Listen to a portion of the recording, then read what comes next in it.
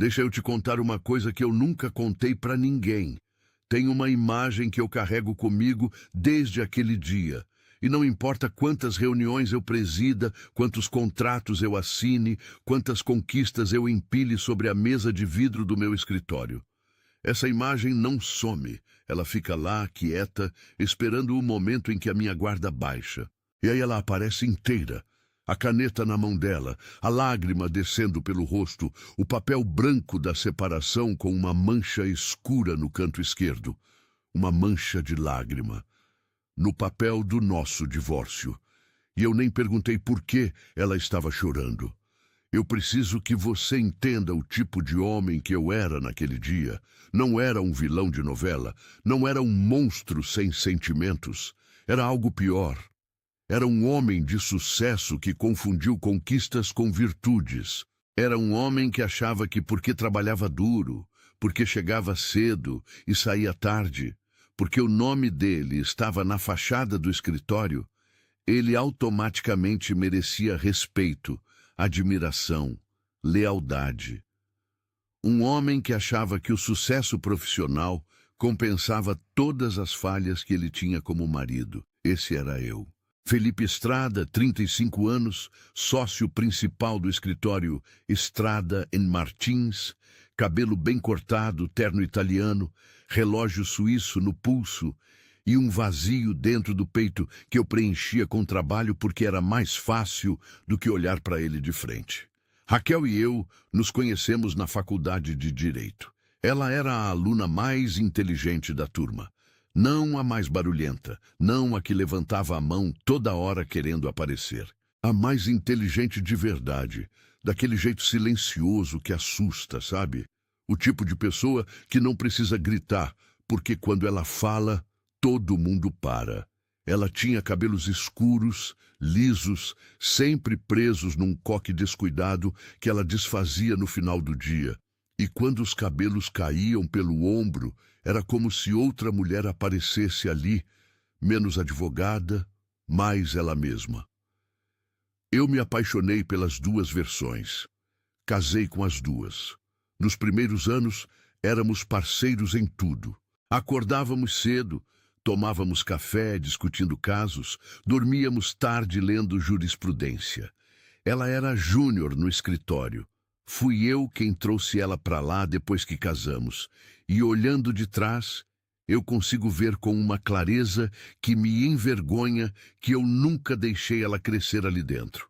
Quando surgiu a vaga de sócio, eu disse que seria complicado misturar as coisas, que as pessoas poderiam falar, que seria melhor ela continuar como estava, pelo menos por enquanto. Enquanto isso, eu subi. Ela ficou. E eu nem percebi o quanto esse desequilíbrio estava corroendo alguma coisa entre nós. Ou pior, percebi e escolhi não olhar. A Juliana entrou na minha vida como entram as piores coisas. Devagar, com cara de inocente, advogada de outro escritório, do tipo que ri das suas piadas e te faz sentir mais inteligente do que você é. Um jantar de negócios que virou dois. Mensagens que começaram profissionais e foram ficando com um sotaque diferente. E eu fui. Não porque não amava Raquel. Isso eu só entenderia muito depois. Fui porque era mais fácil ser admirado do que ser visto de verdade. Com a Raquel, ela me via.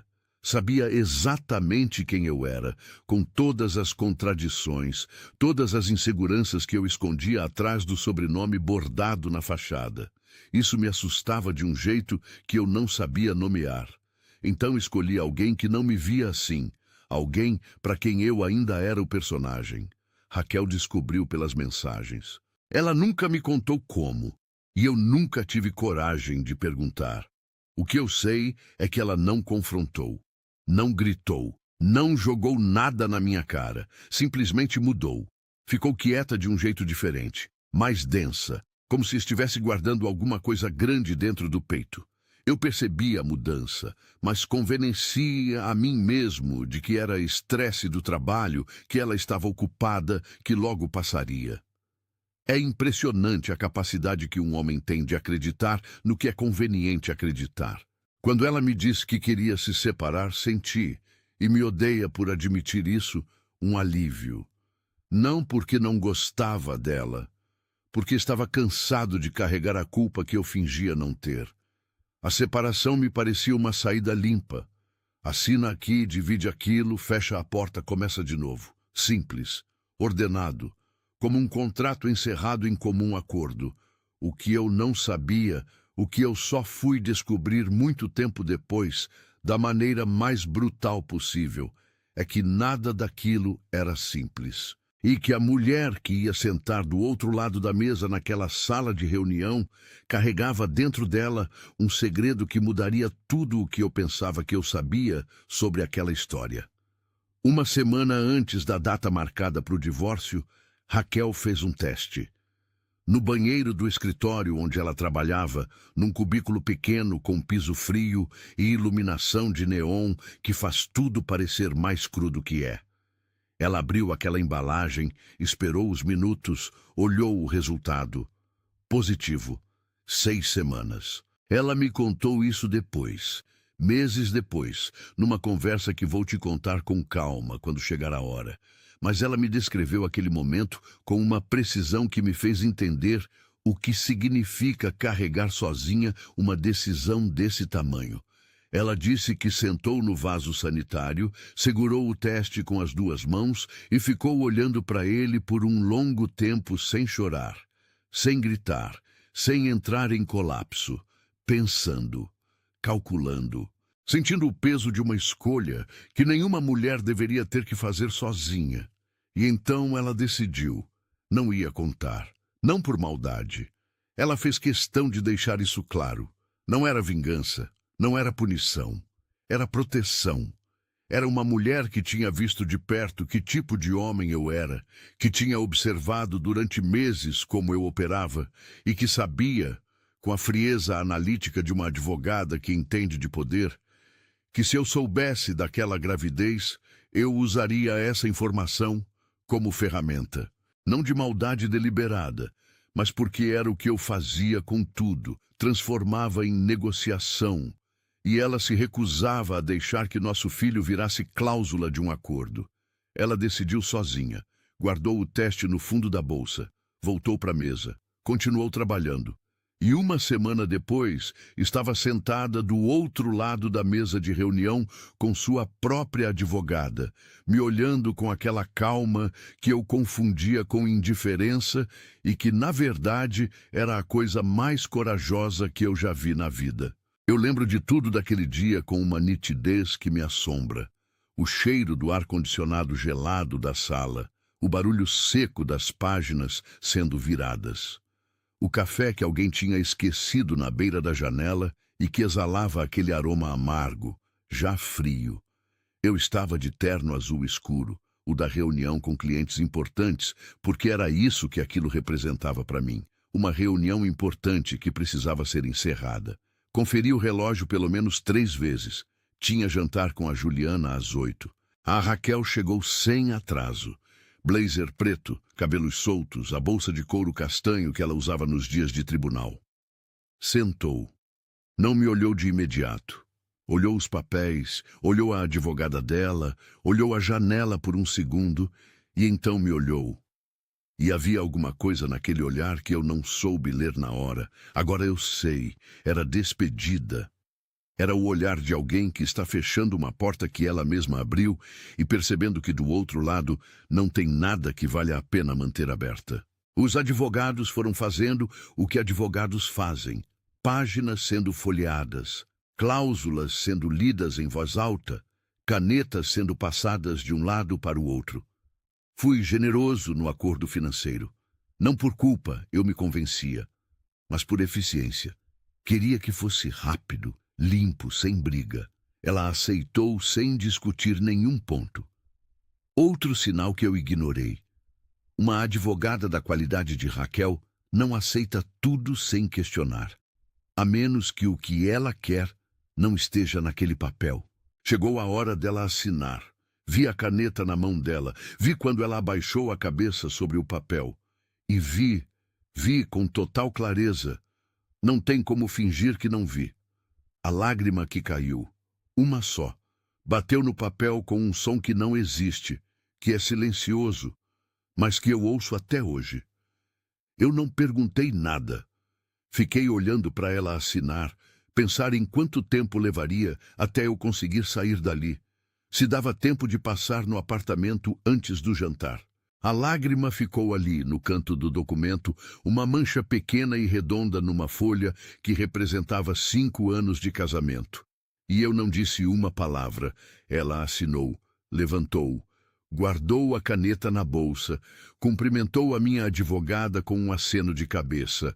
Não me estendeu a mão, não disse tchau. Simplesmente caminhou até a porta, abriu, saiu e levou com ela, guardado dentro daquela bolsa de couro castanho, ao lado de uma caneta e de um teste de gravidez que eu nunca soube que existia, o segredo que ia mudar tudo. Eu fui para o jantar, brindei com a Juliana, sorri, disse que estava finalmente livre.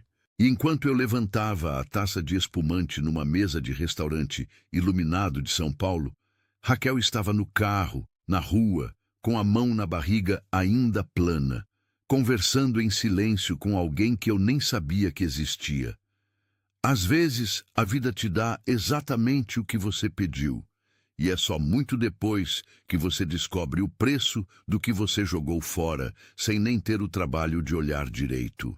Acordei no dia seguinte ao divórcio com aquela sensação estranha de quem esperava sentir alívio e encontra apenas vazio. Não era culpa, pelo menos era o que eu me dizia. Era só o silêncio diferente de um apartamento que agora era só meu.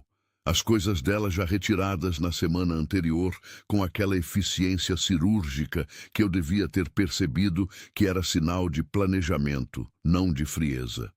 Raquel não tinha deixado rastros. Sem um livro esquecido na estante, sem um batom atrás do espelho do banheiro, sem o cheiro do perfume dela no travesseiro do lado. Era como se ela tivesse se preparado para sair há muito mais tempo do que eu imaginava. Porque tinha mesmo. Fui trabalhar. Era o que eu sempre fazia quando não queria pensar. Cheguei ao escritório às 8 da manhã, gravata no lugar, pastas debaixo do braço, café na mão. Cumprimentei a recepcionista com um sorriso que provavelmente não chegou aos olhos. Entrei na minha sala. Sentei na cadeira de couro que custou mais do que o primeiro carro que tive. Abri o computador e percebi, com um desconforto que escolhi engolir imediatamente, que a mesa da Raquel estava vazia. Claro que estava. Ela havia pedido demissão naquela manhã, antes mesmo de eu chegar. Soube pela secretária com aquele tom discreto de quem está entregando uma notícia e, ao mesmo tempo, tentando não parecer que sabe mais do que deveria saber. A Raquel tinha mandado um e-mail formal ao RH, agradecido pela oportunidade, cumprido os protocolos de desligamento com uma elegância que eu reconhecia como característica dela, e encerrado tudo antes que eu tivesse sequer tomado o primeiro café do dia. Não a culpei. Faria o mesmo. O que me incomodou, e que eu também engoli, foi perceber que o escritório ficou mais silencioso sem ela. Não pelo volume, porque Raquel nunca foi barulhenta, mas pela qualidade do silêncio. Havia um tipo de competência no jeito que ela circulava por aquele espaço que eu só percebi na ausência. Coisas que simplesmente aconteciam, prazos que eram cumpridos, clientes que ligavam satisfeitos, e que eu nunca havia parado para associar ao trabalho dela, porque estava ocupado demais, associando tudo ao meu próprio nome. Liguei para o meu celular pessoal uma vez naquele dia. Não lembro mais por qual pretexto eu havia formulado internamente, alguma justificativa profissional que soava razoável no meu próprio monólogo interno. Mas o número não existia mais. Linha desligada ou número trocado. Na hora achei que era coincidência, algum problema de operadora. Levei uns 2 dias para aceitar que não era coincidência nenhuma. Ela havia desaparecido. Não de forma dramática, não com uma cena, não com uma carta de despedida ou uma última mensagem carregada de significado. Simplesmente havia saído, de mim, do escritório, da cidade, com a mesma precisão silenciosa que que ela colocava em tudo o que fazia quando estava determinada. E quando percebi que não conseguia mais acessar absolutamente nada dela, que nenhum contato em comum sabia seu paradeiro, que as redes sociais haviam sido desativadas, senti pela primeira vez algo que não era vazio. Era inquietação. Passei uns dias rolando essa inquietação para baixo, cobrindo com trabalho, com jantares com a Juliana, com a movimentação natural de uma vida que seguia em frente, porque era para isso que eu havia pedido. E funcionou. Por um tempo, funcionou muito bem. A vida tem essa capacidade cruel de continuar, e o dia a dia é um anestésico eficiente para quem está disposto a se deixar anestesiar. O que eu não sabia, o que me foi negado saber por razões que só entenderia muito mais tarde, é que enquanto eu anestesiava em São Paulo, Raquel estava acordando em Santos. Ela pegou o dinheiro do acordo que eu havia oferecido com generosidade apressada, porque queria rapidez e porque, no fundo, havia uma culpa que eu não chamava de culpa, mas que se manifestava em cheques, e usou para recomeçar. Não gastou em conforto, não se instalou em nada grandioso. Alugou um apartamento pequeno na zona leste da cidade, próximo à praia, numa rua com árvores e sem glamour. Terceiro andar sem elevador, janela que dava para um jardim vizinho, cozinha pequena que cheirava a maresia quando o vento vinha da direção certa. Era exatamente o oposto do apartamento que dividimos em São Paulo. Todo em tons neutros e aço escovado e janelas enormes que mostravam a cidade como um troféu. O apartamento de Santos era humano. Tinha imperfeições nas paredes. Tinha aquele barulho de madeira quando pisava em determinados pontos do corredor. Tinha uma vizinha idosa que regava flores na sacada às 6 da manhã, cantarolando em voz baixa. Era vivo de um jeito que o nosso apartamento nunca foi. Ela abriu um escritório pequeno numa rua comercial de Santos. Não tinha sócio, não tinha estrutura, não tinha o prestígio do nome Estrada atrás dela. Tinha ela, uma mesa, estantes cheias de livros que ela conhecia melhor do que qualquer pessoa daquele escritório antigo. E uma placa simples na porta: Raquel Torres, advogada. Casos pequenos no começo, inventários de família, contratos de aluguel, um divórcio aqui e outro ali. O irônico disso, ela também me contou depois, com aquele humor seco que era uma das coisas mais dela que existiam. Passar os dias resolvendo separações de outras pessoas, enquanto a dela ainda estava fresca no corpo. A barriga foi crescendo. Ela não contou para ninguém do escritório antigo, mudou o número de telefone, desativou tudo que pudesse ser rastreado. Construiu em volta de si mesma uma invisibilidade cuidadosa, não por paranoia, mas por necessidade de paz. Precisava de um espaço onde ninguém soubesse quem ela havia sido antes, onde não houvesse o peso do sobrenome que carregou por 5 anos, onde pudesse ser só Raquel. A Raquel que estava descobrindo, com certa surpresa, que era mais forte do que havia imaginado. A única pessoa que sabia era a Sônia, a mãe dela, professora aposentada de Minas Gerais, uma mulher de cabelos brancos e olhar direto, que sempre me encarou com aquela educação cuidadosa de quem reserva o julgamento, mas não esconde inteiramente que está julgando. Sônia foi a Santos no último trimestre. Ela me contou que quando chegou e viu a filha, barriga grande, apartamento pequeno, olhos que tinham aprendido a não pedir nada, sentou na cadeira da cozinha e chorou antes de Raquel. E que Raquel lhe serviu chá, sentou do outro lado, esperou a mãe se recompor e disse: "Eu estou bem, mãe. Estou mais bem do que estava faz muito tempo." Sônia quis convencê-la a contar. Isso eu sei porque ela mesma me disse muito depois, com aquela honestidade incômoda que é característica de quem não tem mais nada a perder nas palavras. Disse que tentou 2 vezes, que argumentou com tudo que uma mãe argumenta: o direito da criança de saber quem é o pai, o peso de carregar um segredo desse tamanho, a possibilidade de que eu pudesse ser diferente do que havia sido. E que Raquel ouviu tudo com paciência, sem se alterar, e respondeu com uma frase que Sônia repetiu para mim, com os olhos cheios de uma coisa que não era raiva nem pena. Era só verdade. Mãe, ele teve o direito de ser fiel. Não foi. Agora eu tenho o direito de criar meu filho em paz. Não tem argumento contra isso. Tentei formular meses depois, quando a realidade desabou sobre mim. Não consegui. O parto foi em Santos, numa maternidade pequena, de noite, com chuva fina batendo na janela e Sônia segurando a mão dela do lado de fora da sala, porque as regras não permitiam acompanhante no momento final. Raquel me contou que o cheiro era de antisséptico e de ar-condicionado frio, que a mesa era dura e a luz era branca demais, e que havia um monitor ao lado dela que mostrava batimentos que ela ficou olhando durante as contrações, porque era algo concreto em que focar quando a dor tentava levar tudo. O menino nasceu às 11h42 da noite. Choro forte, pulmões saudáveis, punhos cerrados como alguém que já chegou ao mundo pronto para brigar por alguma coisa. Puseram ele no colo dela, ainda vermelho e molhado e barulhento, e Raquel me disse que naquele momento o quarto inteiro desapareceu. A luz branca, o frio, o barulho do monitor, Sônia do lado de fora, eu em São Paulo sem saber de nada.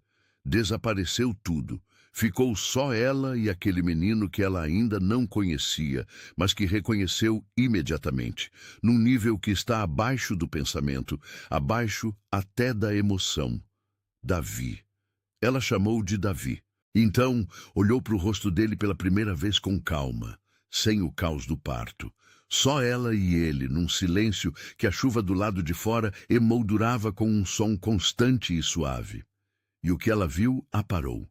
O nariz, o queixo, o jeito que as sobrancelhas se encontravam ligeiramente no meio quando ele franzia a testa, a linha da mandíbula que ainda era redonda de bebê, mas que já anunciava o que seria com o tempo. Era eu. Era a minha cara numa miniatura de 3 quilos e poucos gramas que havia acabado de chegar ao mundo, sem saber de absolutamente nada da história que existia antes dele. Raquel ficou olhando por um longo tempo. Não chorou. Sentiu. E ela disse que foi uma sensação física, não metafórica. Algo se assentar dentro do peito. Como quando você coloca o último objeto no lugar, numa sala que estava fora de ordem, e de repente tudo faz sentido. Ela abaixou o rosto até perto do dele. Tão perto que conseguia sentir o calor que vinha da pele dele. Aquele cheiro de recém-nascido que não tem comparação com nada no mundo, e disse em voz baixa, quase só com os lábios, "Você é meu, só meu, e eu vou te dar tudo que ele não soube dar, presença." Enquanto isso, eu estava em São Paulo. Naquela mesma noite, 11h42, chuva em Santos, eu estava num restaurante com a Juliana comemorando o fechamento de um contrato grande. Vinho caro, mesa ao lado da janela, ela falando de expansão do escritório e eu concordando com a cabeça enquanto olhava as luzes da cidade lá embaixo. Tinha o segundo copo de vinho na mão. Estava satisfeito com o dia, satisfeito com a vida, completamente convicto de que a história com Raquel era um capítulo encerrado e arquivado. Não sabia que do outro lado do estado, a 300 quilômetros de onde eu estava levantando meu copo, nascia o filho que eu nunca saberia que tinha. Não sabia que havia uma lágrima num papel de divórcio que guardava dentro dela uma verdade que ia me encontrar, inevitavelmente, quando eu estivesse menos preparado para receber. Não sabia que o silêncio que Raquel havia construído em volta de si mesma não era ausência. Era o barulho mais alto que eu já ignorei na vida e que um dia, de um jeito que eu nunca poderia ter previsto, ia parar de ser silêncio. 3 anos. Parece pouco quando você fala assim, numa palavra só, num número que cabe na palma da mão. 3 anos. Mas quando você vive esses 3 anos por dentro, quando você os atravessa dia a dia, reunião por reunião, jantar por jantar, com aquela sensação crescente de que algo fundamental está faltando e você não consegue nomear o quê. 3 anos é uma eternidade. É tempo suficiente para uma vida inteira mudar de forma sem que você perceba, porque as mudanças que importam raramente avisam que estão chegando. A minha vida em São Paulo continuou exatamente como eu havia planejado que continuasse. Casei com a Juliana 3 meses após o divórcio. Cerimônia discreta, só família próxima e sócios do escritório, porque ela disse que preferia algo íntimo e eu concordei sem pensar muito, aliviado por não precisar organizar nada grande. O apartamento virou nosso apartamento. Ela trouxe os próprios móveis, redesenhou os espaços, mudou as cortinas e algumas obras na parede, e o resultado foi um lugar que parecia saído de uma revista de decoração e que eu atravessava todo dia com aquela estranheza de hóspede que nunca vai embora. Bonito demais para ser habitado, organizado demais para respirar. O escritório cresceu. Contratamos mais associados, abrimos uma filial. O nome Estrada & Martins começou a aparecer em listas de melhores escritórios do país. Era tudo o que eu havia dito que queria. Cada conquista chegava com aquele sabor de primeiros segundos, intenso, real, satisfatório, que depois evaporava rápido demais, deixando no lugar uma superfície lisa onde a sensação deveria ter ficado por mais tempo. O casamento com a Juliana era funcional. Essa é a palavra mais honesta que tenho para ele. Funcional. Ela era inteligente, ambiciosa, competente e competitiva de um jeito que dentro do escritório era uma virtude e dentro de casa era exaustivo. Discutíamos por dinheiro, por espaço, por decisões que na superfície pareciam práticas, mas que por baixo eram sempre sobre poder. Quem decide? Quem cede? Quem tem mais? Ela não queria filhos. Filho atrapalha a carreira. Ela disse uma vez, com uma convicção tão limpa que eu fiquei olhando para ela tentando encontrar alguma hesitação e não encontrei nenhuma. Aceitei, ou fingi aceitar, que naquela época era a mesma coisa. O vazio foi chegando devagar, como chega a maré. Você não vê o momento exato em que avança. Só percebe quando já está com os pés molhados. Eu não sabia o que estava faltando. Tentei trabalho. Sempre funcionou antes. Tentei viagens, tentei novos projetos, tentei aquela satisfação de fachada que vem de aparecer nas páginas certas, com as pessoas certas. Nada ficava, nada preenchia. Era como tentar encher um copo com um furo no fundo. O movimento era constante. O resultado era sempre o mesmo nível de vazio. Juliana percebia a minha inquietação e interpretava como insatisfação com ela, o que gerava discussões que geravam mais distância, que gerava mais inquietação. Um ciclo que nenhum dos dois sabia como interromper e que nenhum dos dois tinha coragem de nomear como o problema real que era. Foi num contexto de tudo isso, dessa vida aparentemente completa, que por dentro estava ocada como fruta estragada, que chegou o caso de Santos, uma empresa média, disputas societárias complicadas, questões que envolviam patrimônio imobilizado na região litorânea. O tipo de caso que normalmente eu delegaria a um dos sócios mais novos sem pensar duas vezes. Mas havia uma complexidade específica que meu assistente apontou numa reunião de segunda-feira de manhã, algo sobre a jurisdição local e a necessidade de articulação direta com advogados credenciados na comarca. E eu ouvi aquilo com metade da atenção enquanto tomava café e confirmava a agenda. Vai precisar de alguém da casa lá, doutor, ou o senhor mesmo. Eu disse que verificaríamos e que me mandassem a lista de advogados credenciados na subseção de Santos para análise. A lista chegou por e-mail na tarde da quinta-feira. Abri no computador, rolei pelos nomes com o olhar desacelerado de quem está procurando algo específico sem muita expectativa, o dedo no trackpad descendo a página com aquela preguiça mecânica de tarefa burocrática. Nomes, endereços profissionais, especialidades, mais nomes. E então, parei. Ficou um segundo estranho. Aquele tipo de segundo em que o olho já leu, mas o cérebro ainda está processando.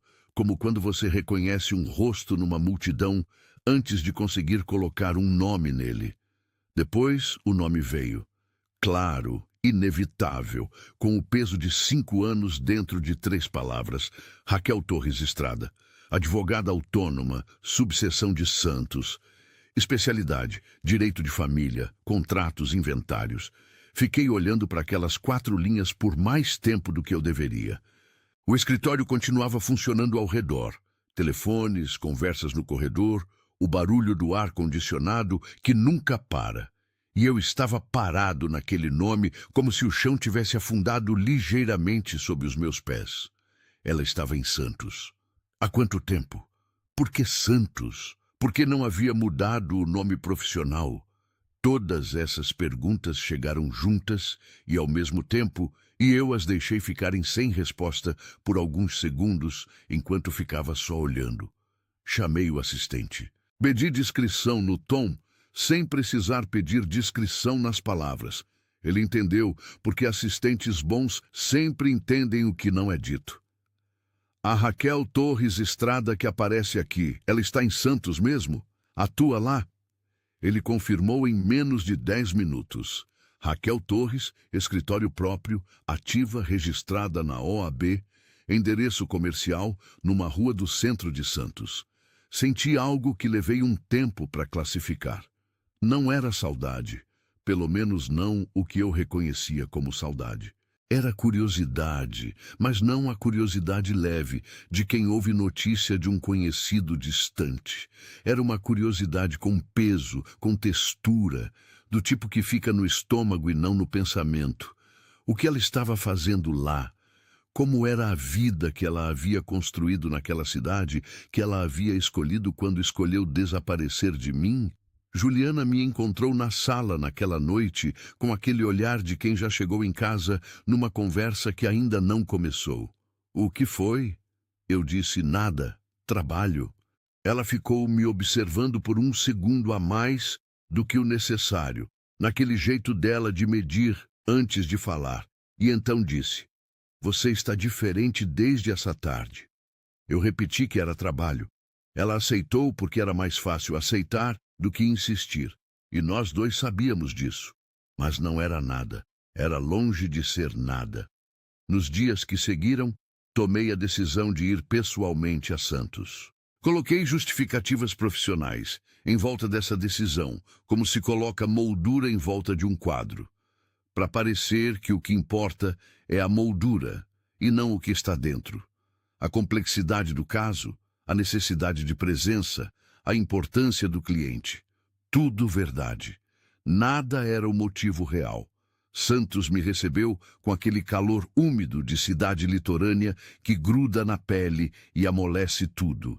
Diferente de São Paulo, diferente demais. Mais lenta, mais viva de um jeito que eu não sabia nomear, com cheiro de mar e frituras e maresia misturados de um modo que não é desagradável, é só diferente.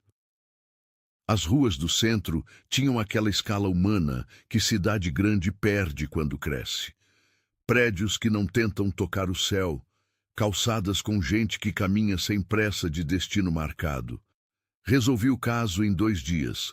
Reuniões no tribunal, articulação com os advogados locais, documentação encaminhada. Poderia ter voltado. Devia ter voltado. Não voltei, disse ao escritório que precisava de mais tempo para acompanhar desdobramentos. Tecnicamente não era mentira. Havia desdobramentos. Só que os que eu queria acompanhar não estavam no processo. Numa tarde, andei até a rua onde ficava o escritório dela. Encontrei sem dificuldade. Cidade pequena o suficiente para que um endereço seja fácil. Grande o suficiente para que eu não parecesse fora do lugar na calçada. Parei na frente. Era um sobrado simples, de fachada clara com uma placa discreta que eu precisei me aproximar para ler. Olhei pela vitrine. Via a mesa, as estantes tomadas de livros, a cadeira giratória vazia naquele momento. Havia uma foto em moldura na estante, mas do ângulo onde eu estava, não conseguia ver de quem era. Fiquei mais tempo do que deveria parado ali. Depois fui embora sem entrar. Voltei para o hotel com aquela sensação de quem chegou até uma porta, mas não teve coragem de bater. No sábado de manhã, não tinha mais justificativa profissional que me segurasse no quarto. Fui caminhar, é o que se faz em Santos. Você caminha em direção ao mar, porque o mar está ali, sempre ali, como uma âncora geográfica que orienta tudo ao redor. O calçadão da praia tinha aquele movimento de fim de semana, famílias, casais, crianças correndo na areia molhada, vendedores com caixas de isopor, o cheiro de protetor solar misturado com fritura de pastel. Comprei um café num quiosque. Sentei num banco de frente para a areia.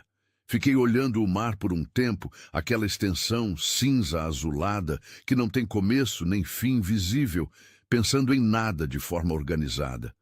O tipo de pensamento espalhado que só acontece quando você está de frente para algo maior que você. E então vi ela. Vinha pela calçada da praia com aquele passo que eu reconheceria entre 1000 pessoas. Um equilíbrio específico entre propósito e leveza que era só dela. Cabelos escuros soltos, vestido leve de algodão branco que o vento colava e soltava de forma alternada. Sandálias simples. Estava com um menino no colo. Uma criança pequena, de uns 3 anos, que ria com aquela gargalhada descoordenada de criança que ri com o corpo inteiro. Ela ria junto. Diferente do sorriso contido que eu conhecia, esse era aberto, real, desinibido. Um sorriso que eu nunca havia visto nela em 5 anos de casamento. Fiquei imóvel no banco. Não me viu. Estava completamente absorta no menino, naquela bolha de 2 que eles haviam construído entre eles e que era visível até de onde eu estava, como um campo de calor ao redor dos 2. Ela chegou na descida para a areia, abaixou, pôs o menino no chão com cuidado, segurou as mãos pequenas dele enquanto ele ganhava equilíbrio na areia fofa. Ele soltou as mãos dela e saiu correndo em direção à beira d'água, com aquela confiança de criança que não conhece perigo ainda. Ela ficou parada, sorrindo, com os braços um pouco abertos, como se fosse buscar ele se precisasse, e gritou rindo: "Davi, não vai longe, Davi." O nome chegou até mim pelo vento como se tivesse sido pronunciado no meu ouvido, e junto com o nome, o menino virou de frente na areia. Parou, olhou para trás para ver se ela estava vendo aquele gesto universal de criança que quer plateia. E eu vi o rosto dele pela primeira vez. O tempo fez uma coisa estranha naquele momento. Não parou. Isso é metáfora de quem nunca sentiu de verdade. O que aconteceu foi diferente. Ficou mais denso, como se cada segundo pesasse mais do que o anterior, como se o ar ao redor tivesse aumentado de consistência.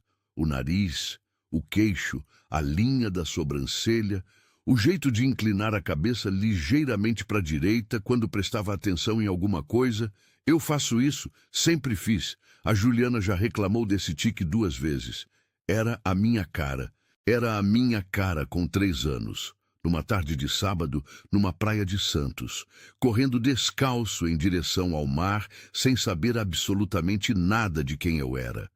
Sentei de volta no banco, não percebi quando havia levantado. Fiz a conta sem querer, porque é o que advogados fazem. É o reflexo de anos treinando a mente para montar fatos em sequência lógica. O divórcio havia sido há 3 anos e meio.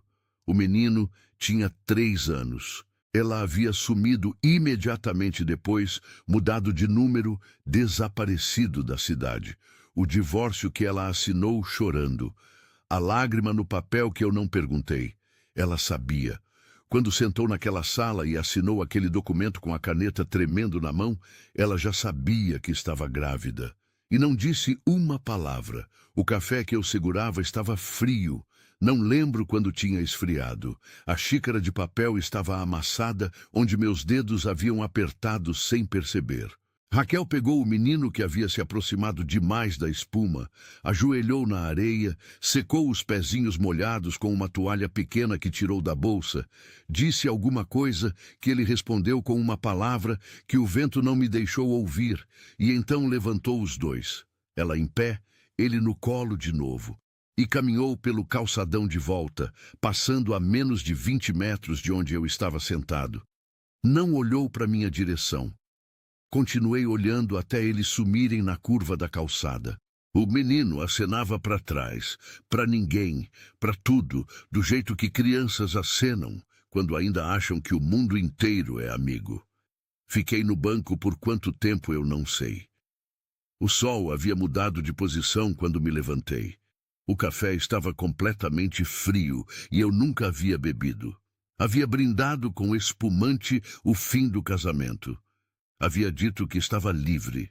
Havia construído 3 anos de vida sobre a certeza de que a história estava encerrada, arquivada, resolvida com a eficiência de um bom advogado que sabe fechar contratos sem deixar pendências.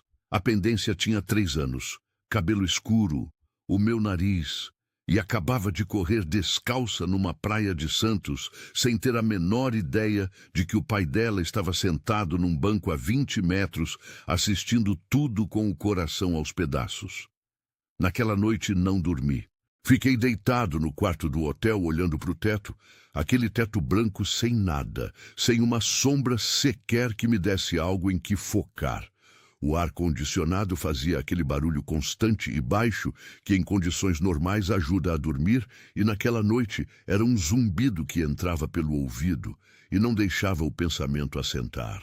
Virei para o lado, virei para o outro, fiquei de costas de novo.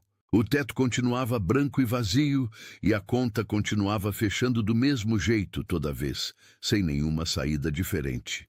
3 anos e meio de divórcio, menino de 3 anos, ela sumida no dia seguinte, número trocado, cidade trocada, vida inteira refeita a 300 quilômetros de distância. Não havia outra leitura possível. Tentei encontrar uma. Sou advogado, é o que faço. Encontro a brecha, o ângulo diferente, a interpretação que abre uma saída onde parecia não ter nenhuma. Não encontrei. Os fatos eram os fatos com aquela crueldade específica dos fatos que não precisam de argumento, porque se sustentam sozinhos. Ela estava grávida quando assinou o divórcio. E não disse. Levantei às 5 da manhã, porque continuar deitado estava se tornando uma forma de tortura. Tomei banho longo, água quente até acabar. Aquele tipo de banho que não limpa nada do que precisa ser limpo, mas dá ao corpo a ilusão de que algo está sendo feito. Me vesti. Desci para o café do hotel que ainda estava sendo montado. Sentei numa mesa do canto, tomei café preto que estava forte demais e comi um pão que não tinha sabor nenhum. Fiquei olhando pela janela do hotel a cidade de Santos acordar.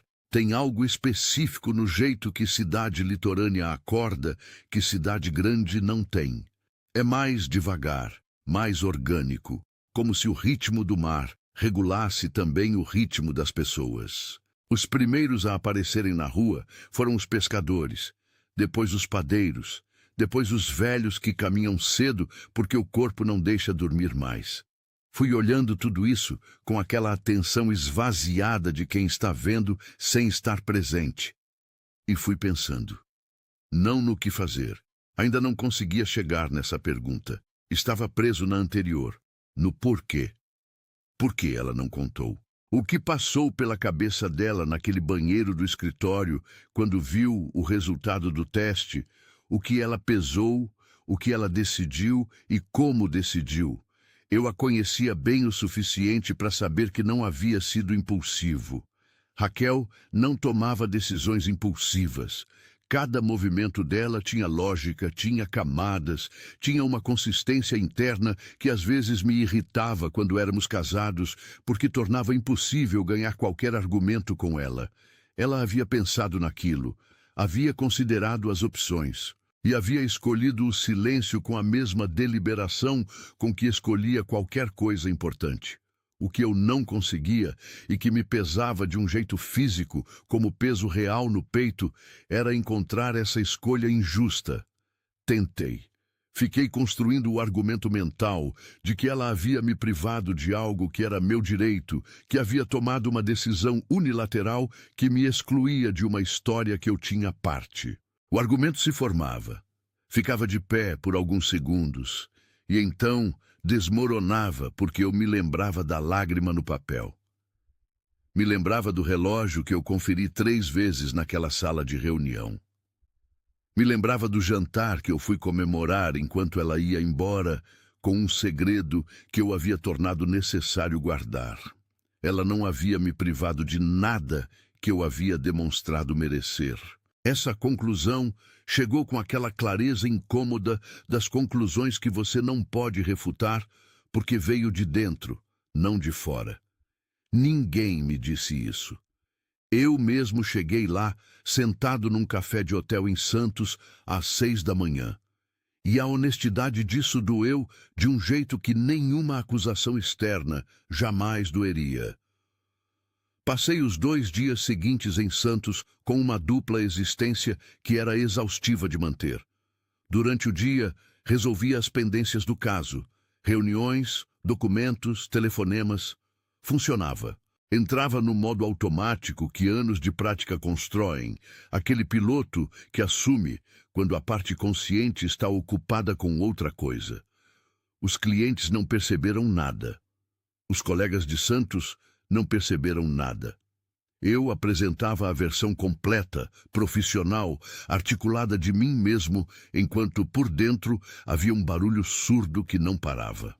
Numa tarde, voltei à rua do escritório dela. Dessa vez, fiquei mais tempo na calçada do que da vez anterior. A porta estava aberta, o tipo de porta de escritório pequeno que fica entreaberta durante o expediente, deixando entrar a brisa e o barulho da rua. Havia uma secretária jovem na mesa da frente, de fone no ouvido, digitando. A mesa de Raquel estava ao fundo, parcialmente visível pelo ângulo onde eu estava. Havia papéis organizados em pilhas que tinham uma lógica que eu reconhecia. Ela sempre organizou mesa assim, por prioridade de prazo, da esquerda para a direita. A foto na estante que eu havia tentado ver da vez anterior estava num ângulo ainda fechado para mim. Fiquei olhando aquele espaço pequeno, aquele escritório que cabia talvez 3 vezes dentro da minha sala em São Paulo.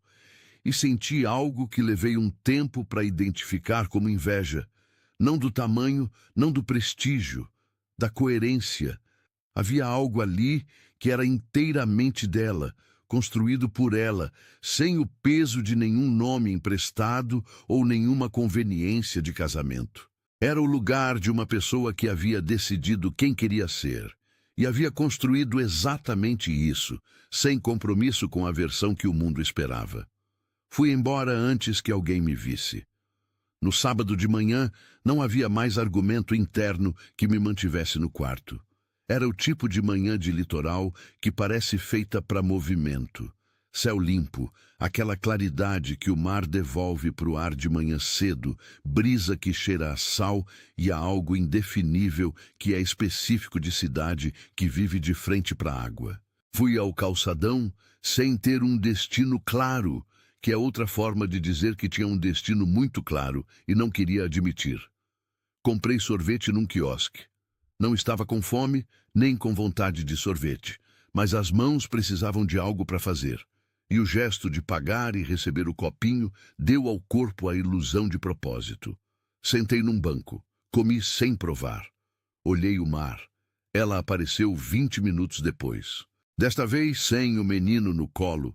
Ele vinha caminhando ao lado dela, aquela caminhada de criança de 3 anos que é metade equilíbrio e metade experimento. Os braços um pouco abertos, os pés testando o terreno da calçada como se cada passo fosse uma descoberta nova. Ela caminhava devagar ao lado dele, ajustando o próprio passo ao dele, o que é um gesto tão simples e tão completamente presente que fiquei olhando sem conseguir desviar. Desceram para a areia. Ela tirou os sapatos e as sandálias dele, enrolou as meias na bolsa, pôs os 2 pares de calçado junto na sacola que carregava. Abaixou para o nível dele, disse alguma coisa, ele respondeu com um gesto amplo dos braços que devia significar tudo, ou muito, ou alguma medida que criança usa para coisas grandes. Ela riu. Levantou e ficou de mão dada com ele enquanto andavam em direção à beira d'água. Fiquei no banco.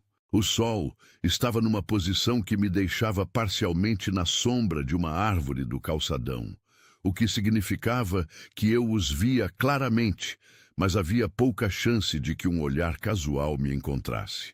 Não estava me escondendo, ou estava me dizendo que não estava, que é diferente.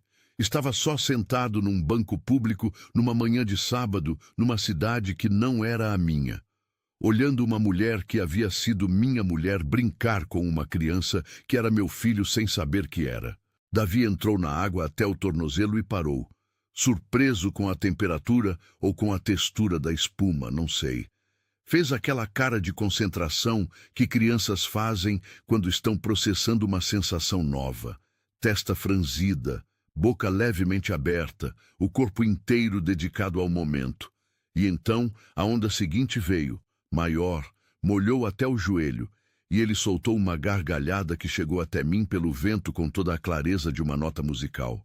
Raquel estava de pé a 2 passos atrás, de braços cruzados, sorrindo com aquele sorriso que eu havia visto no sábado anterior e que continuava sendo de uma abertura que ela nunca havia tido comigo.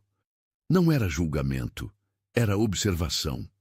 Ela estava vendo o filho descobrir o mar e estava completamente ali, completamente presente, sem celular na mão, sem pensamento em outro lugar, sem a metade ausente que eu reconhecia como minha marca em quase todas as situações que importavam. Davi se virou para ela, disse alguma coisa. Ela respondeu, se abaixou, pegou um punhado de areia molhada que ele ofereceu com as 2 mãos como se fosse um presente valioso. Ficou olhando a areia na palma como se fosse mesmo valioso.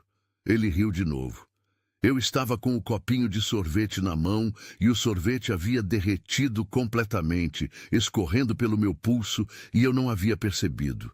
Foi nesse momento, com sorvete derretido no pulso, no banco de um calçadão, numa manhã de sábado em Santos, que o último argumento que eu estava segurando desmoronou de vez. Não era só a questão do que eu havia perdido, era a questão do que ele havia perdido. Esse menino que oferecia areia como presente, que ria de ondas, que andava com aquela caminhada experimental de quem ainda está descobrindo o próprio corpo. Esse menino não sabia que tinha pai. Estava crescendo com um vazio que eu havia colocado ali, não com intenção, não com crueldade deliberada, mas com a negligência específica de quem age sem considerar o custo do que faz. A conta não era só comigo e com Raquel, era com ele. E essa conta, não tinha argumento jurídico que resolvesse. Não tinha cláusula. Não tinha acordo que fechasse. Era o tipo de dívida que só se paga com presença, com tempo, com os anos todos que já foram e que não voltam nunca.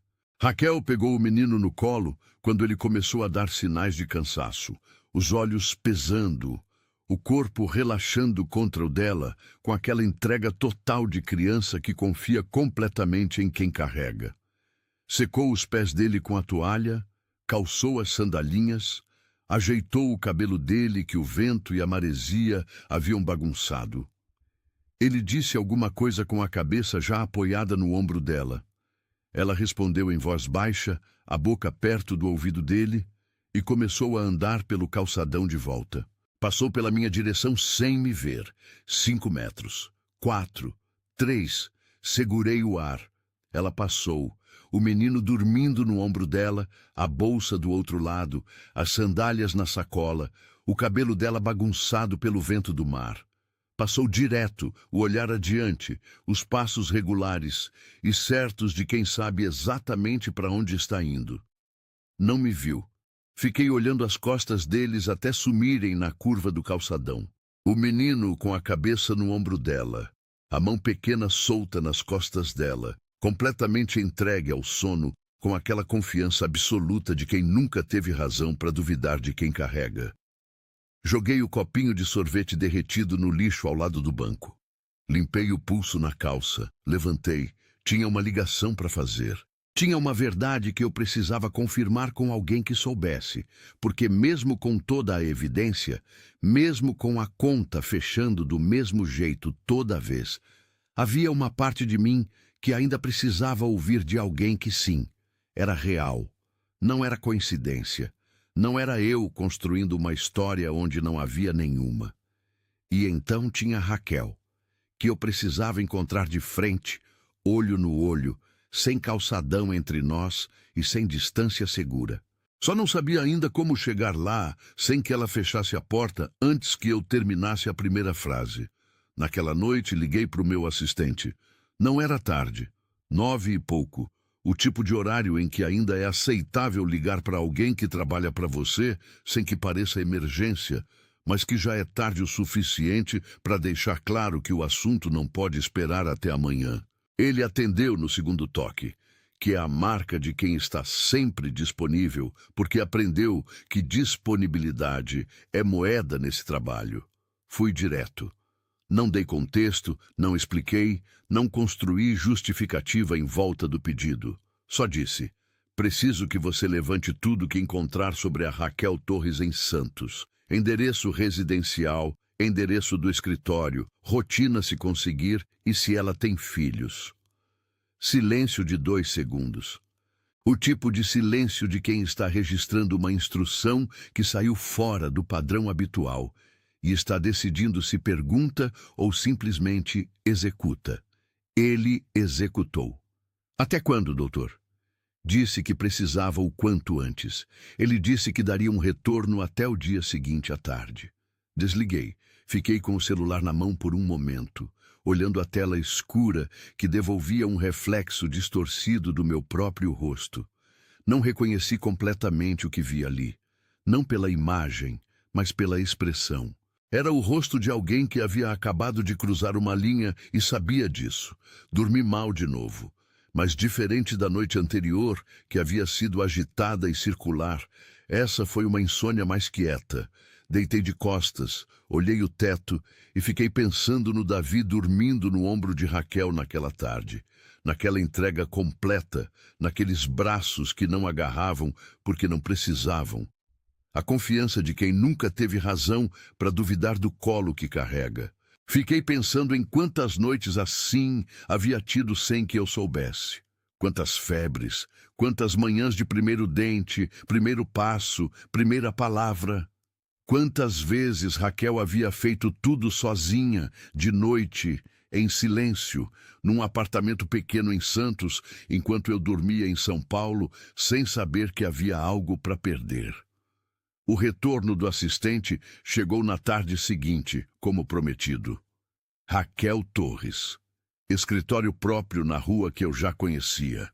Apartamento residencial na Zona Leste. Sem sócio, sem sociedade registrada, atuação autônoma desde 3 anos atrás. E então a última linha, a que eu havia pedido e que eu já sabia a resposta, mas que precisava ver escrita para que parasse de ser só uma suspeita que eu carregava sozinho. Filho, Davi Torres, 3 anos, registrado sem o nome do pai. Sem o nome do pai. Fui até o banheiro do hotel. Fiquei de mãos apoiadas na borda da pia, olhando para o espelho por um tempo que não sei medir. Depois virei a torneira. Molhei o rosto. Fiquei com a água escorrendo pelo queixo e pingando no mármore branco da pia. Não ajudou da forma que se espera que água fria ajude. Mas deu ao corpo algo para fazer enquanto o pensamento tentava encontrar chão. Registrado sem o nome do pai. Ela havia apagado minha existência daquele documento com a mesma deliberação com que havia apagado minha existência da própria vida. E o que me golpeava não era a raiva. A raiva seria mais simples, mais manejável, daria uma direção clara. O que me golpeava era o entendimento. Cada decisão que ela havia tomado fazia sentido dentro da lógica de quem eu havia sido. Ela não havia agido contra mim. Havia agido a partir de mim, a partir do conhecimento preciso de como eu funcionava, do que eu priorizava, do espaço que eu havia deixado vazio com escolhas que na época eu nem reconhecia como escolhas. Ela me conhecia melhor do que eu me conhecia e havia usado esse conhecimento não para me destruir, mas para se proteger. Tinha diferença. Uma diferença que eu precisava tempo para processar completamente, mas que já havia chegado ao nível em que não era mais possível ignorar. O impulso imediato era ir até ela, bater na porta do escritório, ou pior, aparecer no apartamento, exigir conversa, exigir explicação, exigir o que quer que fosse que um homem exige quando descobre que há 3 anos existe uma verdade grande no mundo que tem o seu nome e da qual ele foi excluído. O impulso era real e forte, e eu o reconheci exatamente pelo que era. A resposta automática de quem está acostumado a ter controle e acabou de descobrir que não tem nenhum. E foi justamente por isso que não fui. Porque eu a conhecia. Sabia como ela operava quando estava sendo pressionada. Não cedia, não recuava, se fechava. Advogada boa demais para não ter blindagem própria, inteligente demais para não antecipar movimentos. Se eu aparecesse na porta dela exigindo qualquer coisa, ela construiria em volta do Davi uma proteção jurídica antes que eu terminasse a primeira frase, e eu perderia qualquer possibilidade de chegar perto antes mesmo de começar. Precisava de outra entrada. Fiquei sentado na cama do hotel por 1 hora pensando, e então lembrei de Sônia, a mãe de Raquel. Professora aposentada de Minas, mulher de cabelos brancos e olhar de quem mediu palavras a vida inteira e, por isso, sabe o peso exato de cada uma. Ela havia vindo para Santos no último trimestre. Isso o assistente havia mencionado de passagem, informação de vizinha que comentou ter visto a mãe da Raquel frequentando o apartamento naquele período. Sônia sabia, tinha que saber. Não havia como Raquel ter passado por uma gravidez inteira sem contar para a mãe. Consegui o número por um contato antigo. Um amigo em comum de Minas que mantinha relação com a família de Raquel e que me deu o contato sem perguntar muito, porque eu formulei o pedido de forma que não levantasse questão. A habilidade de fazer perguntas sem parecer que está perguntando é uma das mais úteis que o direito ensina. Liguei de tarde. O telefone chamou 4 vezes, tempo suficiente para eu quase desistir. E então, ela atendeu com aquela voz de quem atende sem olhar o número, porque está acostumada a atender sem filtro. Dona Sônia. Silêncio. 2 segundos de silêncio que tinham dentro deles reconhecimento, avaliação e uma decisão sendo tomada sobre como responder. Felipe. Não era pergunta, era confirmação. Ela sabia quem era antes que eu dissesse mais nada. Pelo número, pelo timing, pelo fato de que há 3 anos e meio ela provavelmente esperava que esse telefonema viesse um dia. Disse diretamente: Dona Sônia, eu vim a Santos por trabalho. Eu vi o menino, na praia. Pausa. Eu sei. O silêncio que veio depois era diferente do primeiro. Era mais pesado, mais carregado.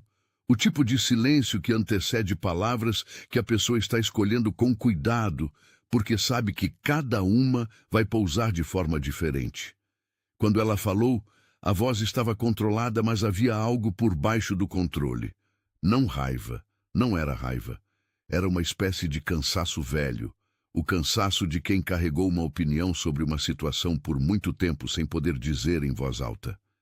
Eu disse para ela contar. Ela não quis. E eu respeito a decisão da minha filha. E tentei abrir espaço. Dona Sônia, eu entendo que... Ela não deixou terminar. Não foi rude, não foi agressivo. Foi firme com aquela firmeza específica de mulher que passou a vida inteira sendo educada e aprendeu que educação e clareza não são excludentes. Felipe, se você quer saber a verdade, não é comigo que você fala, é com ela. Mas eu te aviso uma coisa antes. Uma pausa curta, o tipo que antecede o que realmente importa na frase. Ela não deve nada a você. Você devia tudo a ela. E escolheu outra. O que ela fez depois foi consequência do que você fez antes. Você começa por entender isso, ou não começa nada. Cada palavra chegou separada, com o peso que ela pretendia ter. Não respondi imediatamente. Não porque não tivesse o que dizer, mas porque qualquer coisa que eu dissesse naquele momento ia soar como defesa, e eu havia chegado num ponto em que a defesa havia deixado de fazer sentido mesmo para mim. Disse: "A senhora tem razão." Outro silêncio. Menor dessa vez, como se a resposta tivesse mudado algo na temperatura da conversa. "Vai falar com ela, mas vai com humildade, Felipe.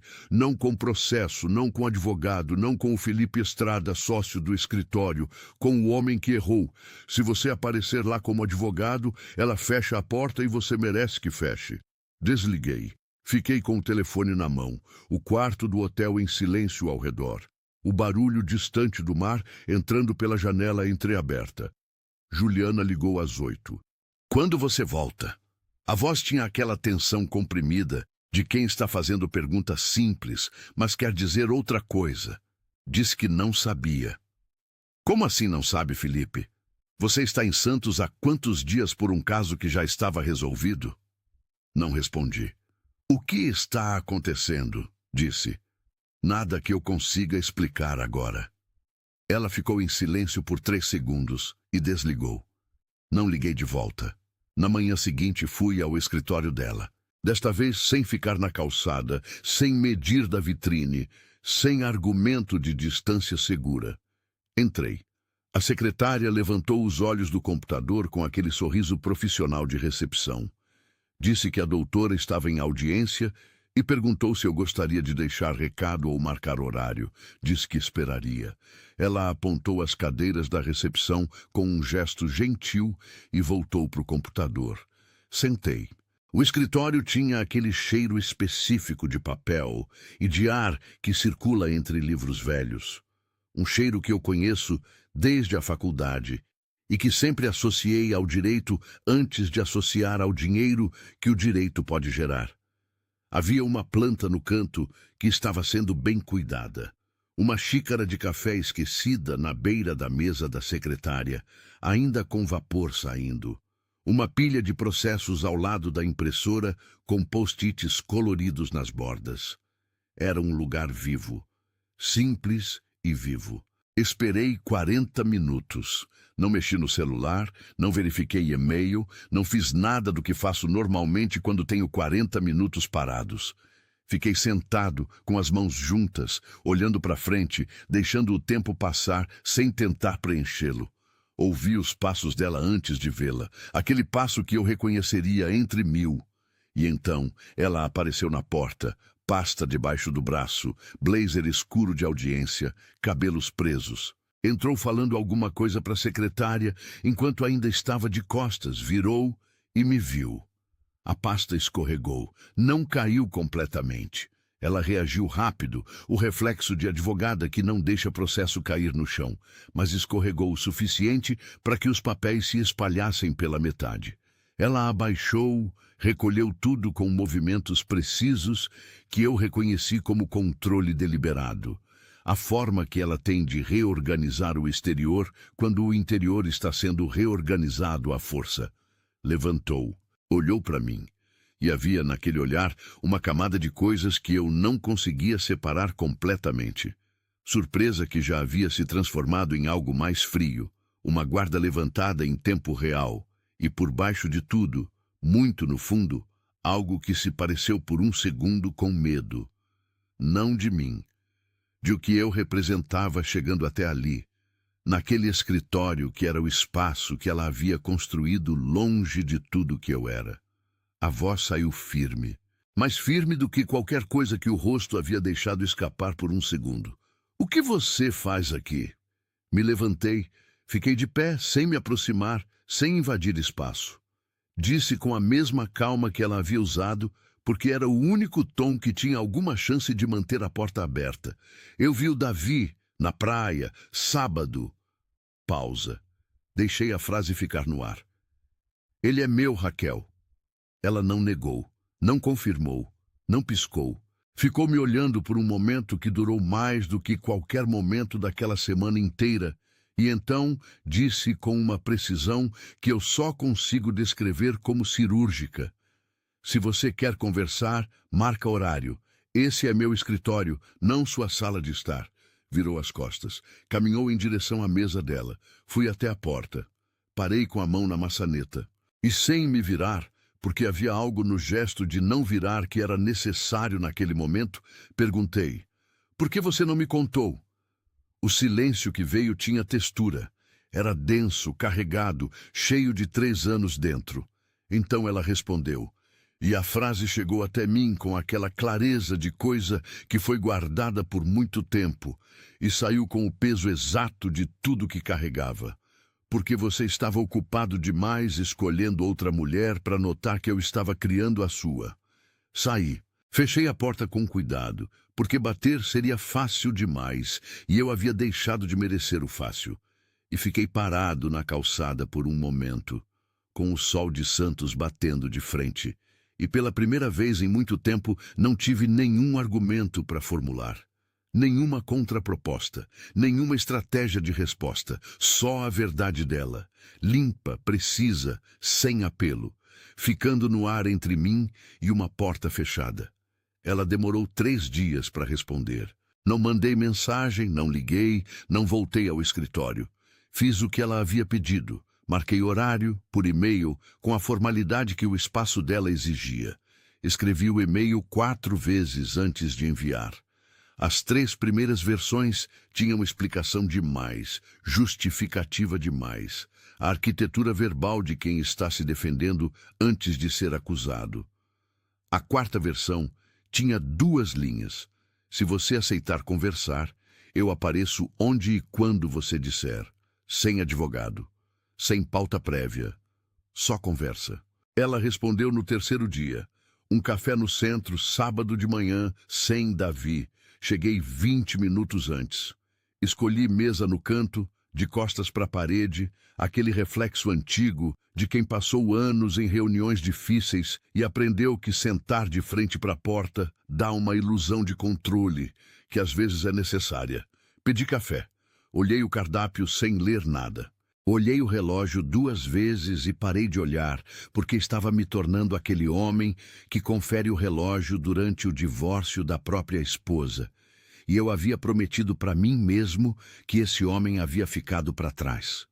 Deixei o terno em São Paulo. Estava de camisa simples, sem gravata, as mangas dobradas até o cotovelo. A primeira vez em anos que entrava num lugar sem a armadura completa. Estranhei meus próprios braços sem manga, mais vulnerável do que eu esperava, mais humano do que eu estava acostumado a ser em público. Raquel chegou na hora marcada.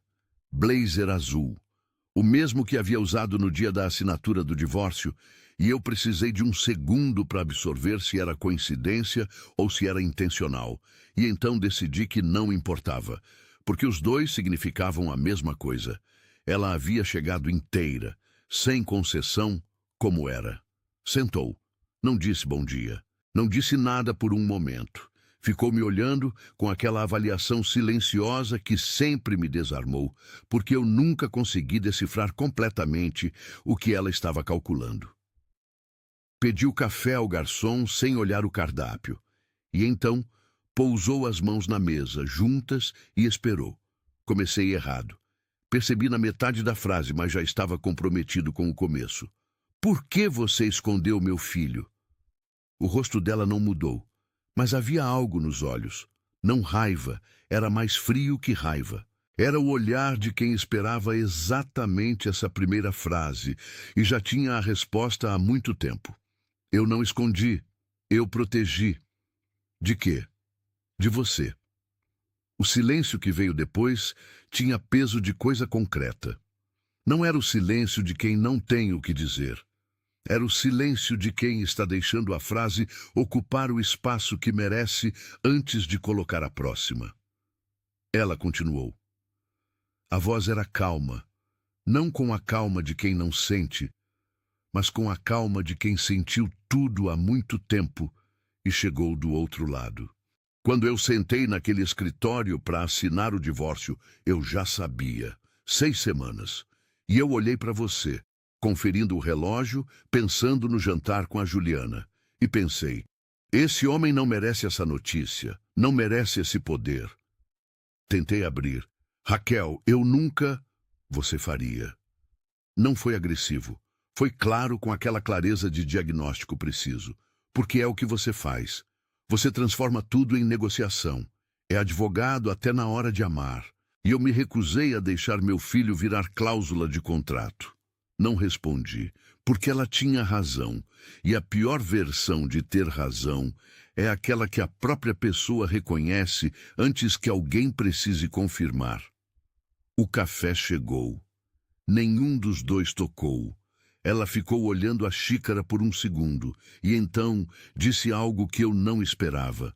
Não pelo conteúdo, mas pelo tom. Não havia mágoa ali. Havia algo mais próximo de gratidão, o que era mais difícil de receber do que qualquer acusação. Eu não te odeio, Felipe. Nunca odiei. Eu te agradeci mentalmente todo dia, porque sem o divórcio eu nunca teria saído. Nunca teria ido para Santos. Nunca teria me encontrado. Uma pausa curta. O Davi não nasceu de um casamento feliz. Nasceu de uma mulher que finalmente ficou livre. Abaixei a cabeça. Não por performance. Não havia ninguém me assistindo que eu precisasse convencer de nada. Foi o peso real de uma frase que chegou num lugar que argumentos não alcançam. Ficamos em silêncio por um momento. O café do lado de fora passava com aquele barulho de cidade litorânea de fim de semana. Relaxado e sem urgência, completamente indiferente ao que estava acontecendo naquela mesa de canto. Levantei os olhos. Disse a única coisa que havia para dizer que não fosse defesa nem negociação. Eu quero conhecer meu filho. Ela me olhou, direto, sem desviar. E eu vi ali, não no que ela disse, mas no segundo antes do que ela disse, que essa era a parte em que ela havia pensado mais. A parte que não era sobre nós dois, que era sobre ele. Eu sei. E o Davi merece saber quem é o pai. Fez uma pausa. Mas vai ser no meu tempo, nas minhas condições. E se você vier com advogado, eu tranco essa porta para sempre. Não negociei. Não propus prazo. Não pedi garantia. Não tentei estabelecer nenhuma estrutura de controle em volta daquilo. Disse, aceito. Ela ficou me olhando por um segundo a mais, como se estivesse verificando se havia alguma cláusula escondida no sim. Não havia. Era só sim. Talvez o primeiro sim completamente limpo que eu havia dado em anos. Pegou a xícara. Tomou o café que havia esfriado. Eu tomei o meu. E ficamos ali por mais alguns minutos em silêncio, mas era um silêncio diferente de todos os outros daquela semana. Não era pesado. Era só o silêncio de duas pessoas que haviam dito o que precisava ser dito e que estavam, pela primeira vez em muito tempo, no mesmo lugar ao mesmo tempo, sem que nenhuma precisasse se proteger da outra. Quando ela levantou para ir, eu disse obrigado. Ela não respondeu. Mas antes de virar completamente, parou por meio segundo, apenas meio segundo, e eu não sei o que havia naquele meio segundo. Não sei se era algo que ela ia dizer e não disse. Se era só o gesto automático de quem está processando. Se era coisa que eu projetei porque precisava de algum sinal. Não importa. Ela foi. E eu fiquei na mesa, com a xícara vazia e o sol entrando pela janela do café, sabendo que havia uma porta que estava entreabrindo, lentamente, nas condições dela, no tempo dela, e que a única coisa que eu podia fazer era não estragar isso. Era a tarefa mais difícil da minha vida. Não fazer nada, não controlar, não negociar, só esperar e merecer, devagar, o que ainda não merecia. Voltei para São Paulo no dia seguinte. Não porque havia resolvido tudo. Não havia resolvido nada, na verdade. Havia apenas aberto uma fresta onde antes tinha parede. Voltei porque ficar em Santos, sem convite, era exatamente o tipo de movimento que eu havia prometido não fazer. E a única forma de começar a ser um homem diferente do que havia sido era parar de fazer as coisas do jeito antigo, mesmo quando o impulso era forte. O apartamento estava silencioso quando cheguei. Juliana não estava. Deixou um bilhete na bancada da cozinha, dizendo que estava na casa da mãe e que precisávamos conversar. A letra era controlada demais, aquela caligrafia de quem estava com raiva, mas se recusava a deixar a raiva aparecer nem no papel. Dobrei o bilhete, pus no bolso, fiz café. Ela chegou 2 horas depois. Entrou com aquela energia comprimida de quem passou dias formulando o que vai dizer e está determinada a dizer tudo antes que o outro tenha chance de interferir. Pôs a bolsa na cadeira. Me olhou de frente. Antes que ela abrisse a boca, eu disse: eu tenho um filho de 3 anos, da Raquel. O silêncio que veio foi diferente de todos os silêncios daquela semana.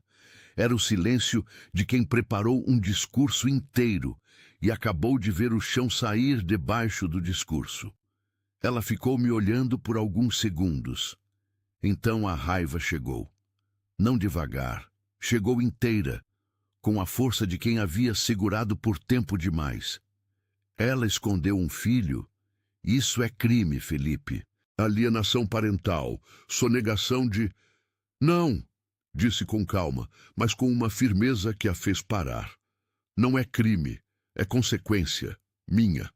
Ela abriu a boca, fechou, abriu de novo. Você está defendendo ela? Estou sendo honesto sobre o que aconteceu, que é diferente. Juliana ficou de pé no meio da sala e eu a vi fazer aquele cálculo que ela sempre fazia em situações difíceis, medir, pesar, decidir o ângulo de ataque mais eficiente. Só que dessa vez havia algo diferente no cálculo, algo que eu nunca havia visto nela antes: incerteza. Ela não sabia como enquadrar aquilo. Não cabia em nenhuma das categorias que ela usava para organizar o mundo. O que você vai fazer? A voz havia baixado. Menos raiva, mais avaliação.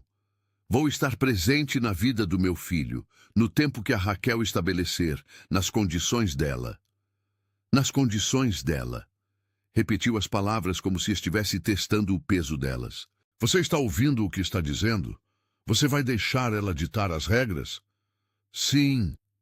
Outro silêncio. Mais longo. Então eu te dou um ultimato. A voz havia voltado a ser dura, mas agora havia algo diferente na dureza. Era mais frágil. Era a dureza de quem está com medo, e transforma o medo em exigência porque é a única linguagem que conhece. Ou você esquece esse menino, deixa isso para advogados resolverem do jeito certo, ou eu saio. Olhei para ela. Por um longo momento, olhei de verdade, sem filtro, sem a camada de conveniência que eu havia posto sobre esse casamento desde o começo. Vi uma mulher inteligente, competente, que havia começado como amante e nunca deixado de ser, no fundo, uma escolha de fuga. Não de amor, de fuga. Eu havia fugido de Raquel, de mim mesmo, de tudo que era difícil encarar, e havia chamado essa fuga de recomeço. Disse: então sai. Ela ficou imóvel por um segundo, como se a resposta fosse impossível, como se eu houvesse violado alguma lei física da situação. Depois, pegou a bolsa. Saiu sem dar portada, e isso foi mais eloquente do que qualquer portada, porque significava que ela também sabia, no fundo, que não havia argumento real que sustentasse o ultimato. Ela havia começado como a outra, e terminava como quem é deixado. Havia uma justiça circular nisso que eu não celebrei, porque não havia nada para celebrar. Fiquei no apartamento vazio. Sentei no sofá. Não liguei a televisão, não peguei o celular, não preenchi o silêncio com nada. Só fiquei ali, com o café esfriando na bancada e o apartamento inteiro ao redor com aquela qualidade de espaço que pertence a ninguém. Nos dias que seguiram, não corri atrás de Raquel. Não mandei mensagem, não liguei, não tentei acelerar nada. Fiz o que ela havia pedido. Esperei. Mas esperar não é passivo. Aprendi isso naquele período. Esperar de verdade é uma das coisas mais ativas que existem, porque vai contra tudo que o instinto manda fazer. Numa noite de quarta-feira, sentei na mesa da cozinha e escrevi uma carta. Não para o Davi. Ainda não havia chegado a hora, eu sentia isso com uma clareza que não conseguia explicar racionalmente, mas que era real. Escrevi para Raquel. Não para negociar, não para me defender, não para estabelecer nenhum tipo de posição. só para dizer uma coisa, que eu não ia aparecer sem convite, que não ia mandar advogado, que não ia forçar nada, e que eu esperaria, não como estratégia, não como manobra para ganhar simpatia. Esperaria porque ela havia esperado 3 anos por uma vida que eu havia tornado necessário construir longe de mim.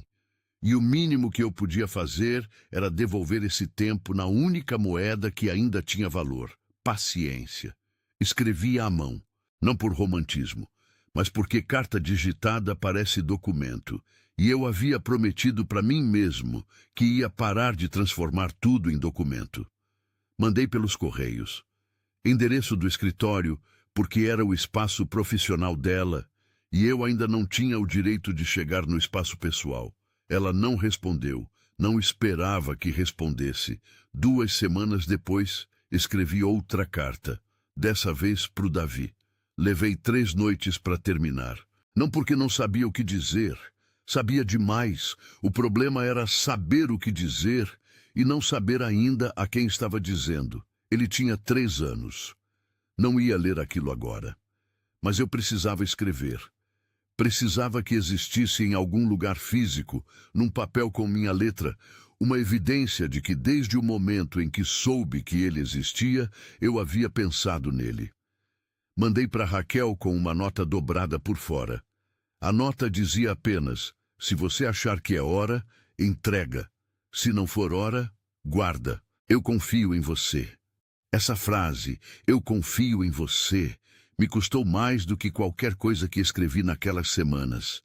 Não porque era mentira, porque era verdade.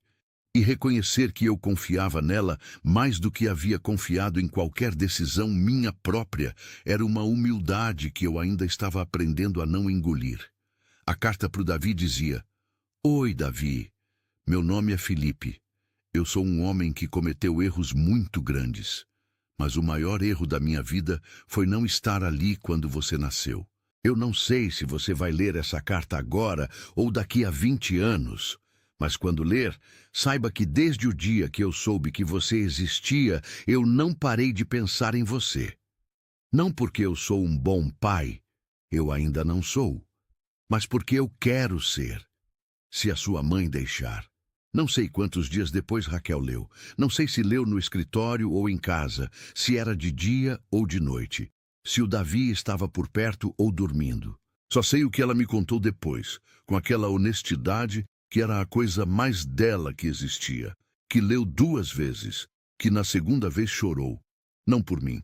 Deixou isso claro com aquele jeito preciso que ela tem de deixar as coisas claras. Mas pelo casamento que poderia ter sido, pelo pai que Davi poderia ter tido desde o começo, pelo tempo que não volta, que nunca volta, e que a gente só entende o tamanho quando já passou.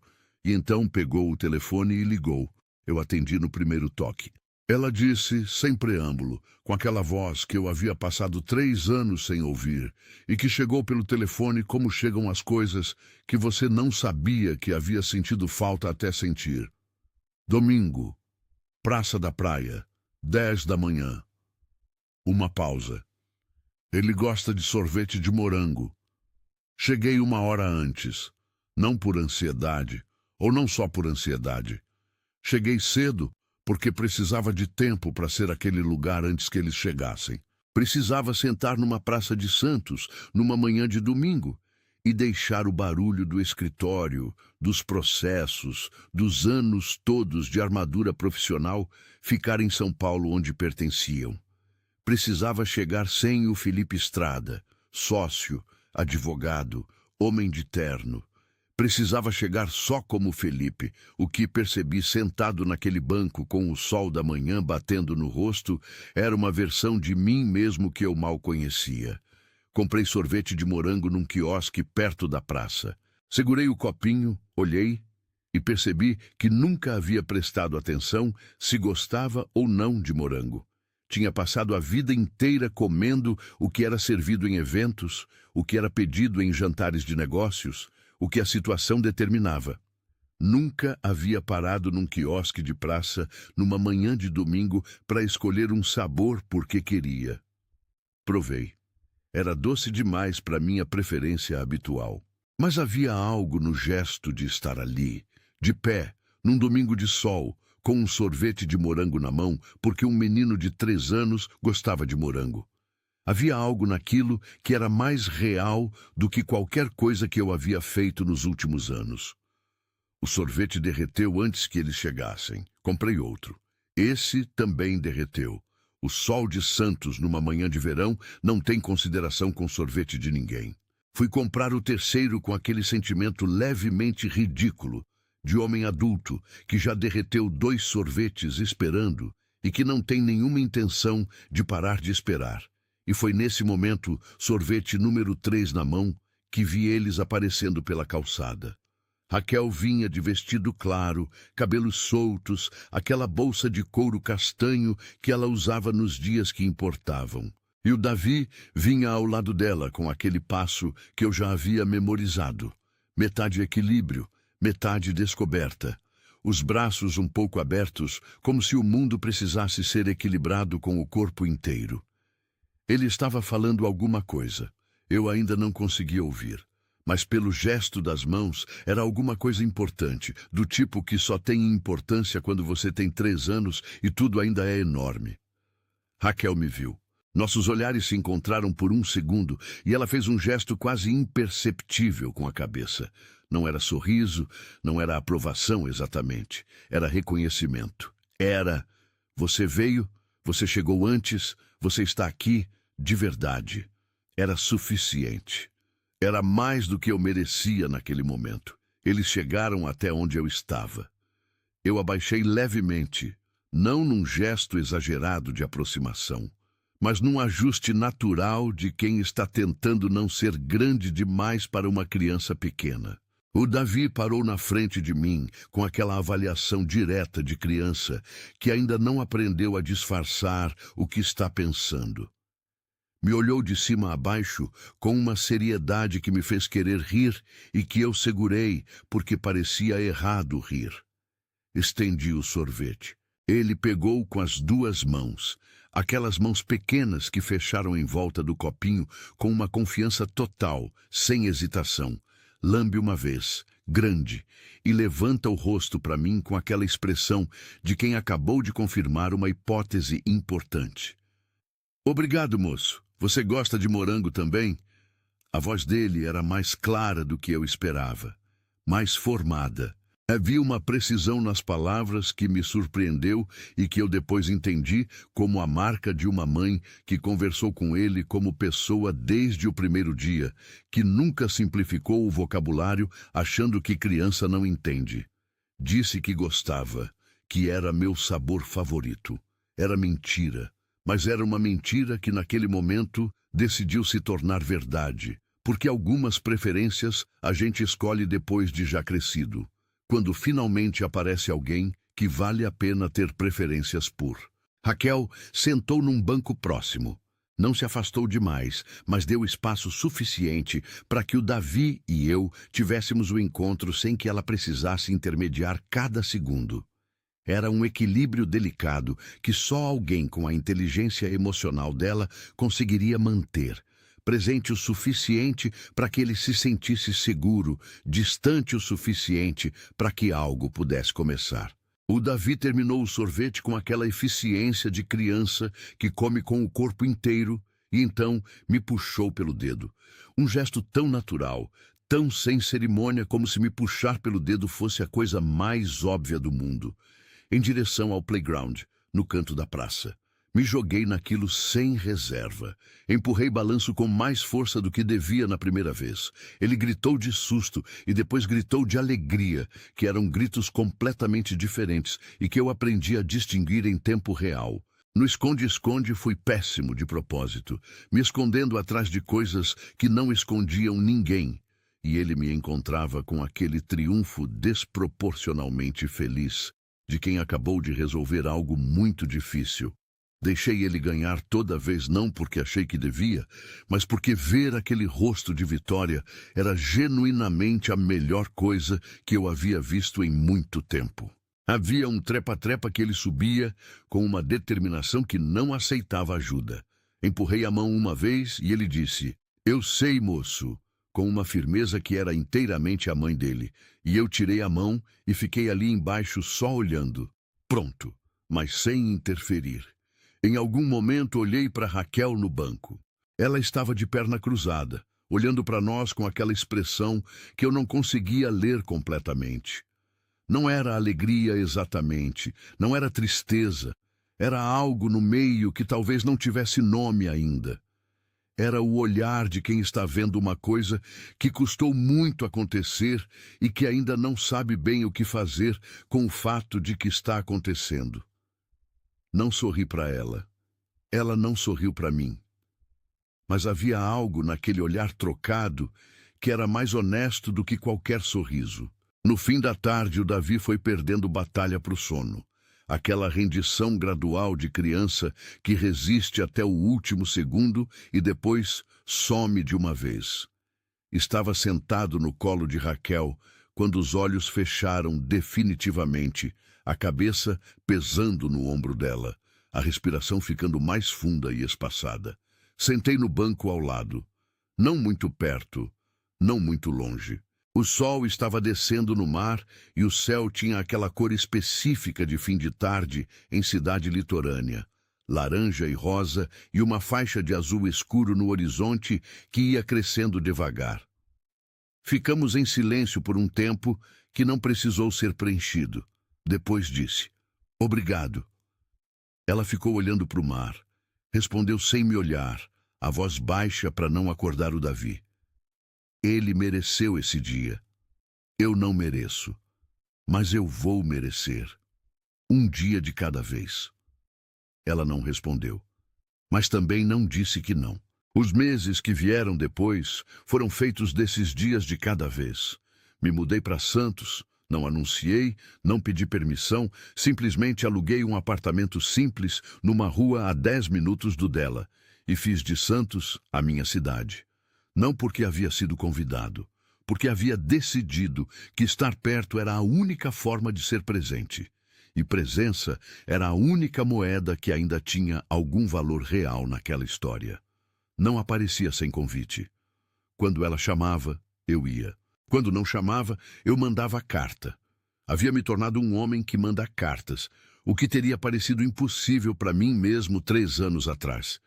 Cartas curtas, sem demanda, sem pergunta que exigisse resposta. Às vezes só uma linha sobre o dia, sobre Santos, sobre alguma coisa que havia visto e pensado nele. O Davi foi me conhecendo devagar, na velocidade dele, sem que ninguém forçasse nada. O moço do sorvete virou o Felipe que aparecia nos domingos. O Felipe dos domingos virou o Felipe que também aparecia nas quartas às vezes. E as quartas foram se tornando naturais, e os domingos foram se tornando esperados, e houve uma tarde num parque em que ele me viu chegando de longe e saiu correndo na minha direção com aquela gargalhada que eu havia aprendido a reconhecer como a coisa mais importante que eu ouvia em qualquer semana. Raquel e eu não voltamos. Não havia voltado ainda. Não sei se voltaria, não sei se era isso que estava acontecendo, ou se era outra coisa que ainda não tinha nome. Havia entre nós uma proximidade nova, diferente de tudo que havia existido antes, mais honesta, mais cuidadosa, construída sobre o que sobrou depois que tudo o que era performático havia desmoronado. Não pressionei, não tentei nomear, deixei ser o que fosse sendo. Num domingo qualquer, sem data marcada, sem significado especial, uma tarde comum de brincadeira no quintal do apartamento dela, que havia se tornado território familiar para mim, estávamos jogando bola. Eu, Davi e uma bola de borracha laranja que ele havia ganhado de aniversário e que era o objeto mais importante do universo naquele momento. Eu chutei errado, de propósito, mas com uma naturalidade que já não parecia de propósito.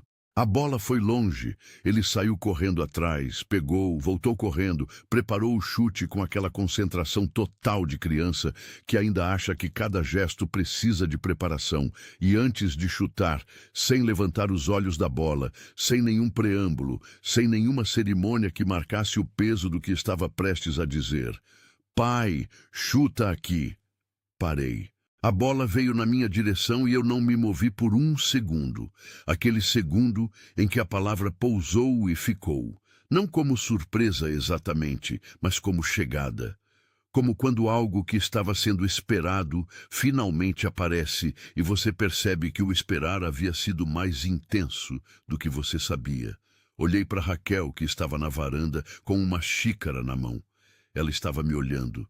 Aquela expressão que eu havia aprendido a ler nos meses anteriores, não lia ainda completamente, mas o suficiente. Havia algo ali que era autorização, que era reconhecimento, que era ela dizendo sem palavras que sim, aquilo era real, aquilo havia sido ganho, aquilo pertencia a ele e a mim, e estava sendo dado de graça, porque é assim que as coisas mais importantes chegam. Ela assentiu com a cabeça, um movimento pequeno, quase imperceptível. Mas eu vi, chutei a bola, errei de propósito. Davi riu com o corpo inteiro. E a palavra ficou no ar entre nós três. Pai. Como se sempre tivesse estado ali, só esperando o momento certo para ser dita. Simples e enorme e absolutamente real. Naquela tarde comum de domingo em Santos, com uma bola laranja e um menino que havia chegado ao mundo sem saber que um dia esse homem estaria ali para errar chutes de propósito só para ouvi-lo rir. Algumas histórias não terminam. Elas chegam num lugar onde podem finalmente começar.